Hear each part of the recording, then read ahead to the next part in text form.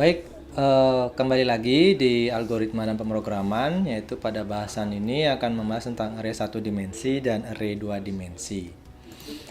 Nah, kita lihat dulu yang 1 dimensi. Jadi tujuannya selama pertemuan ini mahasiswa mengetahui tentang array dan jenis array. Nah, mulai dari mengisi array sampai mengakses nilai dalam array, ya. Itu tujuan kita dulu. Kita lihat pertama array 1 dimensi. Nah, diberikan sebuah contoh gitu ya, ini bisa dibilang sebuah rak dengan beberapa laci kalau diperhatikan. Ini ada rak ya gitu, terus ada lacinya ya.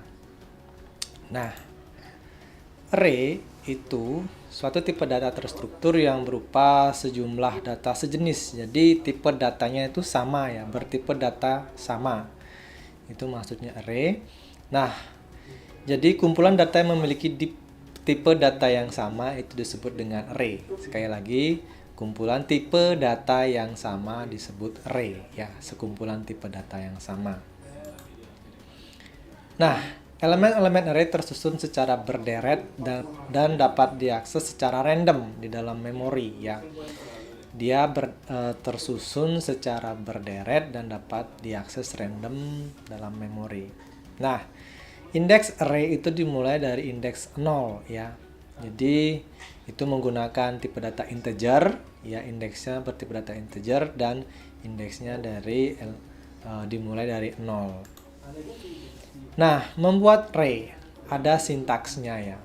Jadi pendeklarasian array itu diawali dengan tipe data, terus nama array, terus jumlah elemennya ya.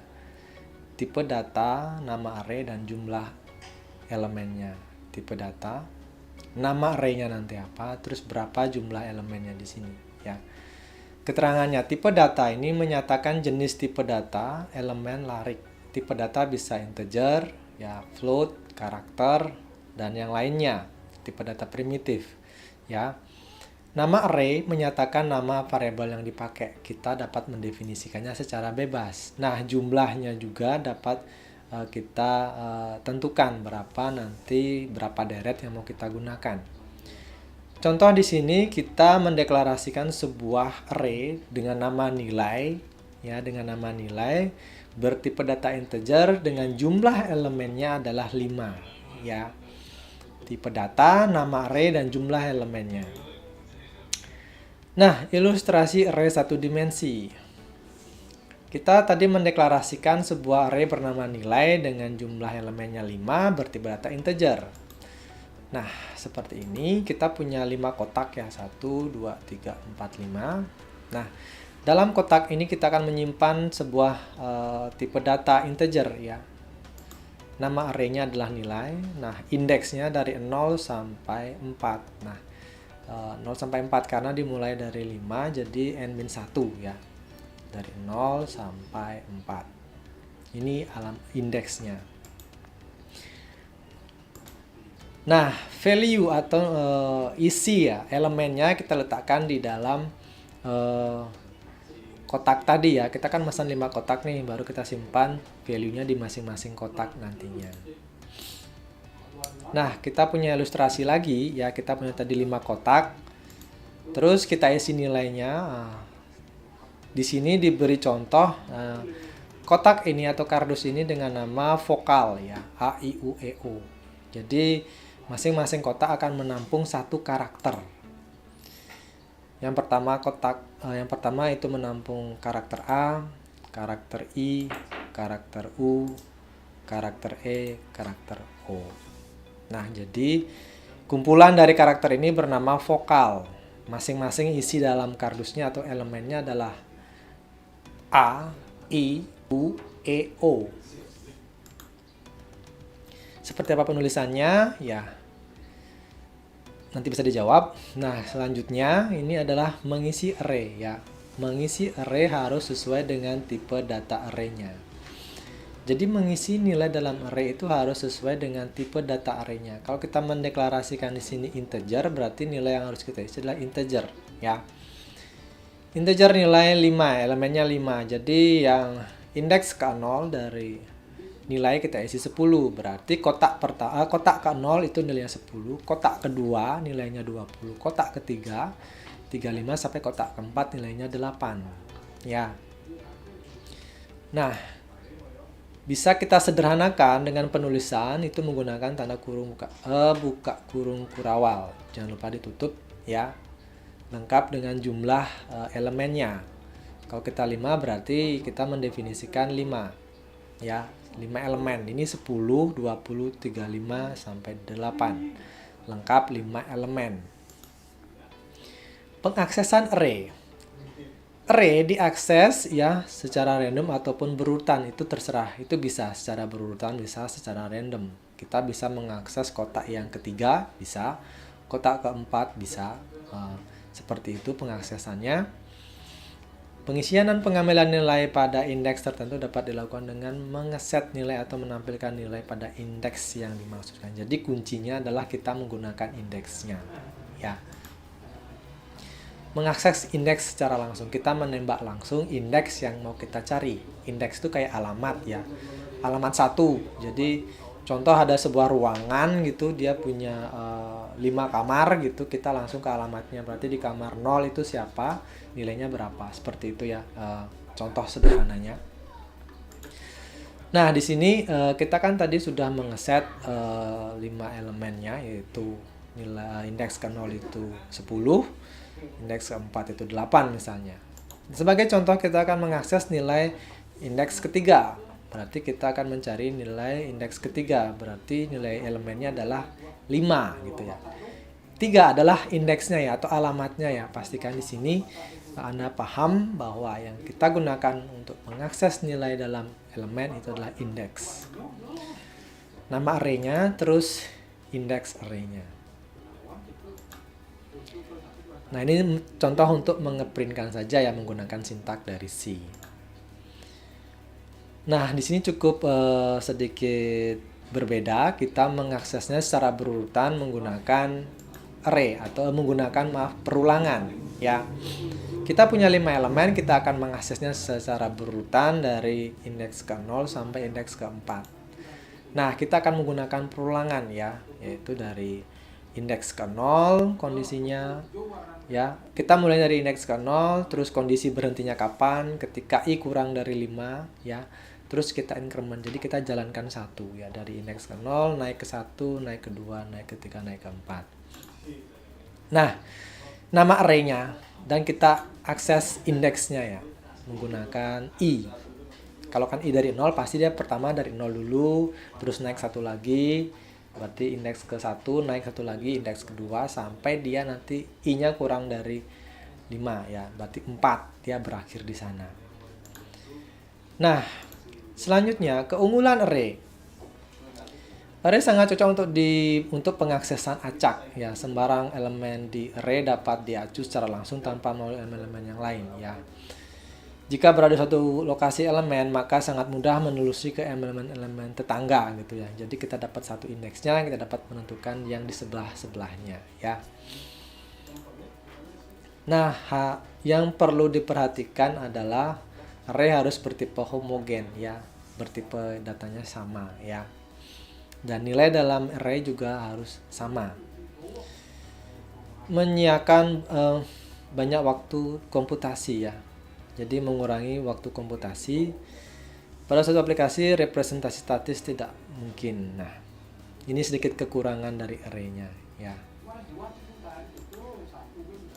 Nah, sekarang kita masuk kepada array 2 dimensi. Nah, tadi yang 1 dimensi, sekarang kita melihat array yang 2 dimensi. Nah, di sini tujuannya adalah Anda tahu bagaimana mendeklarasikan array 2 dimensi, mengisi nilainya dan mengakses nilai elemennya. Nah, kalau kita punya ya sebuah kotak seperti ini, kita analogikan ini array 1 dimensi. Di sini ada 1 kolom 3 baris ya. Nah, ini kita ngelihatnya ini adalah kolom, ini adalah baris ya. Jadi 1 kolom 3 baris. Nah, kalau kita melihat seperti ini berarti ada 1, 2, 3, 4, 5 15 kotak gitu ya. 15 kotak. Jadi kita dapat menyimpan barang tertentu di dalam 15 kotak ini ya. Nah, kita lihat lagi, terus kita terjemahkan lagi ya, kita fokuskan pada kotaknya atau lacinya di sini ya. Nah, kita lihat ada 15 laci, terus kita coba dekatkan dengan definisi array 2 dimensi agar ilustrasinya dapat. Kita coba bagi dulu kotaknya sampai nanti terlihat seperti gambar ini ya. Kita punya jadinya ini adalah kita punya 15 kotak. Nah, kotak yang di sini kita beri nama baris ya, baris 1, baris 2, baris 3 ya. Terus kita punya kolom pertama, kolom kedua, kolom ketiga sampai pada kolom kelima. Ya. Ingat, kita array 2 dimensi berarti kita punya baris dan kolom. Ya. Untuk array 1 dimensi. Nah, kita punya juga seperti tadi, array itu kita akses menggunakan indeksnya atau alamatnya ya.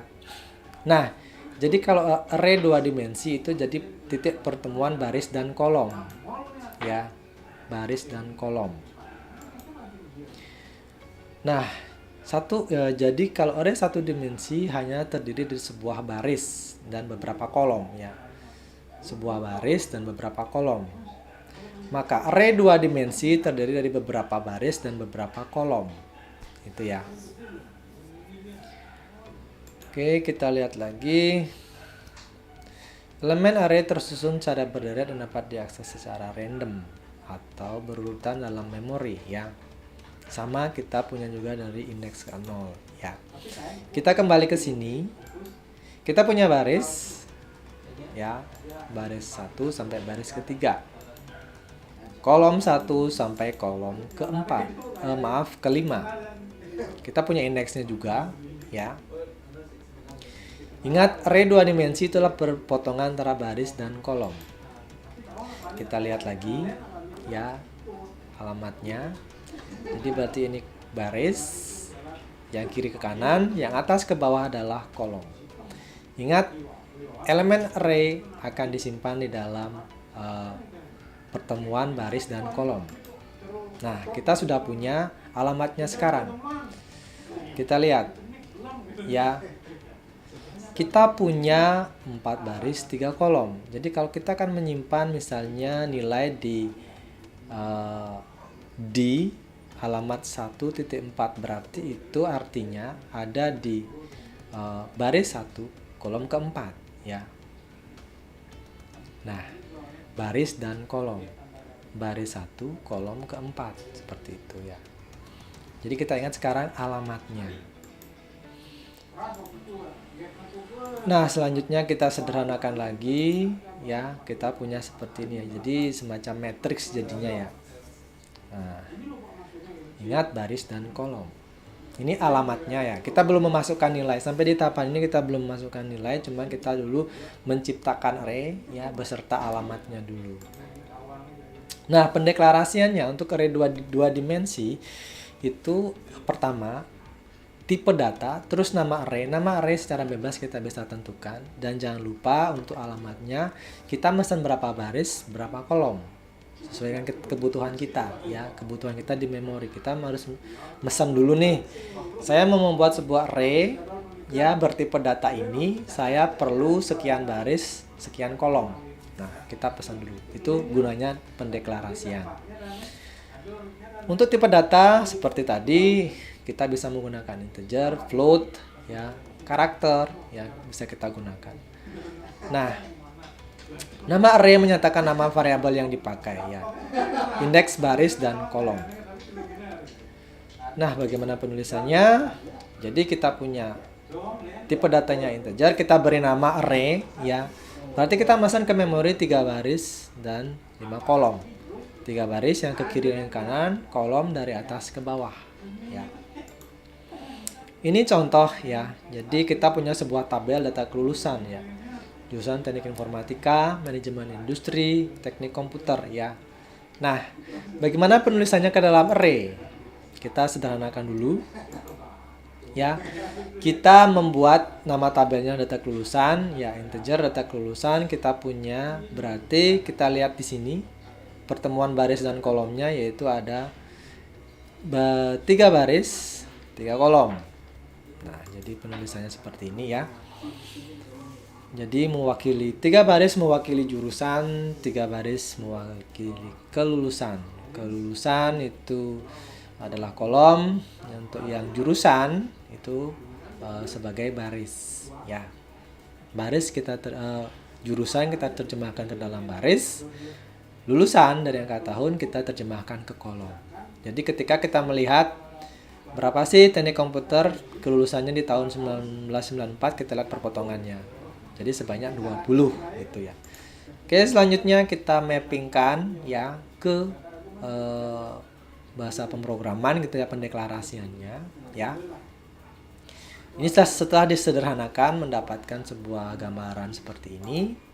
Nah, jadi penulisannya menjadi integer, data lulus, 3 kolom dan 3 baris. Kenapa kita pakai integer? Kita melihat lagi ini semuanya angka ya. Yang mewakili adalah integer untuk tipe datanya. Nah, setelah itu baru kita bisa menuliskan. Kalau kita lihat 110 itu ada di alamat 1.1 ya. Jadi baris 1 kolom 1. Kita lihat di sini.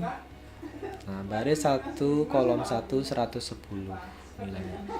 Terus kita lihat lagi misalnya 70 berarti ada di baris 1 kolom kedua, berarti di alamat 1.2 ya. 1.70 ya. Nah, bisa juga kita sederhanakan penulisan yang dibuat tadi ini ke dalam bentuk yang lebih sederhana menggunakan kurung kurawal ya. Nah, kita buat dulu barisnya sama kolomnya, baris 1 kolom 1, ini baris 2 kolom 2, baris 3 kolom 3 gitu penulisannya. Kalau Anda bingung silahkan pakai yang mana ya. Kalau Anda bisa menguasai yang ini nggak apa-apa. Kalau lebih paham dengan ini nggak apa-apa ya. Semua ini bisa diizinkan. Cuman gaya penulisannya saja. Nah, untuk mengisi menggunakan perulangan pakai for gitu ya. Jadi kalau kita tadi pakai I, kita perlu J sekarang ya. Agar kita jalan dulu ke barisnya baru ke kolomnya gitu ya. Seperti apa penulisannya di sini sudah diperlihatkan gitu ya. Jadi kita semuanya berjalan dari indeks ke 0 ya. Nah, selain mengisi secara langsung melalui indeksnya, kita juga bisa mengisi array menggunakan perulangan ya. Nah, kita di sini menggunakan for. Jadi kalau tadi cuma 1 indeksnya itu kita menggunakan I, sekarang kita perlu J ya. I mewakili baris, J mewakili kolom nanti. Nah, di sini sudah diperlihatkan bagaimana sintak kita untuk mengisikan array ya.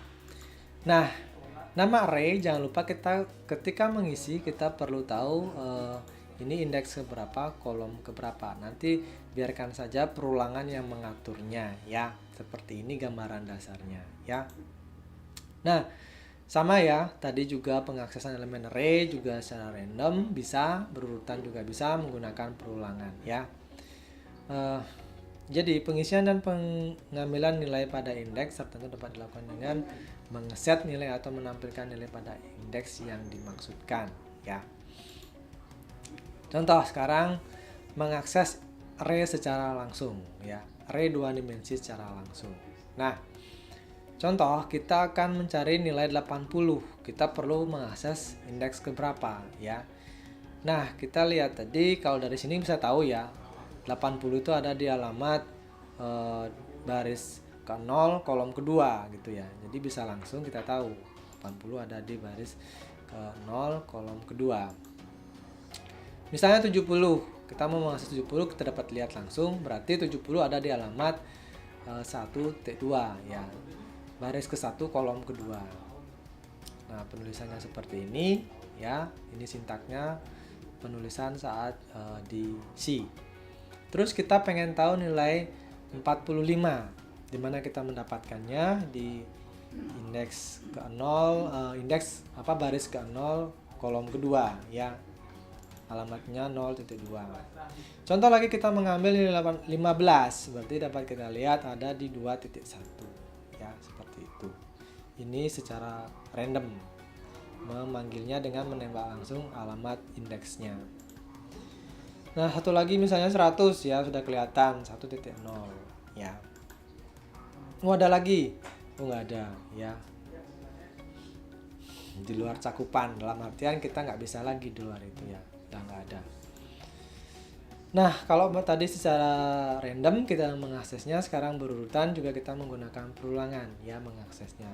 Sama, untuk mengisi tadi kita perlu dua variabel bantu I dan J. I mewakili baris, J mewakili kolom ya.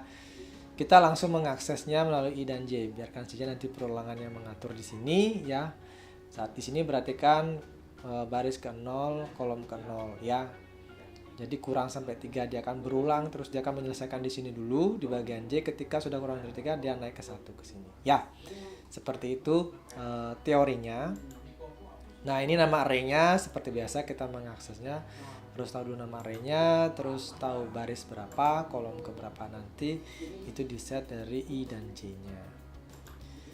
Nah, baik, sekian dulu tentang array 1 dimensi dan array 2 dimensi yang nanti akan dilengkapi pada video praktikumnya. Secara teori demikian yang dapat saya sampaikan.